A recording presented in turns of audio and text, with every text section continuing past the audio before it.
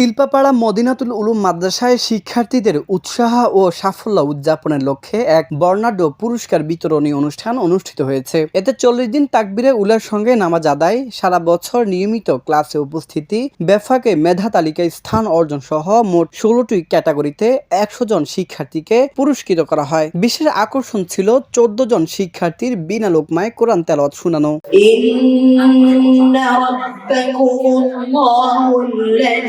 خلق السماوات والأرض في 6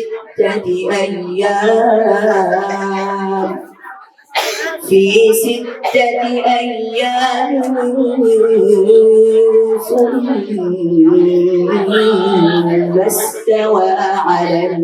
সকাল 9টায় শুরু হওয়া অনুষ্ঠানটি চলে বেলা 11টা 30 পর্যন্ত। অনুষ্ঠানে প্রধান অতিথি হিসাবে উপস্থিত ছিলেন সৌতুল হেরা মাদ্রাসার শাইখুল হাদিস মাওলানা রাজ্জাক আল হোসাইনি। বিশেষ অতিথি ছিলেন মারকাজুস সুফা মাদ্রাসার প্রিন্সিপাল আবু তাহের রহমানি। এছাড়া উপস্থিত ছিলেন মাওলানা জাহিদ সাহেব। অনুষ্ঠানে বক্তব্য রাখেন মাদ্রাসা মুহতামিম মাওলানা ইউনুস ডালি। তিনি বলেন, এই ধরনের পুরস্কার শিক্ষার্থীদের আরো আগ্রহী ও মনোযোগী করে তুলবে এবং ভবিষ্যতে ভালো ফল অর্জনে অনুপ্রেরণা যোগাবে।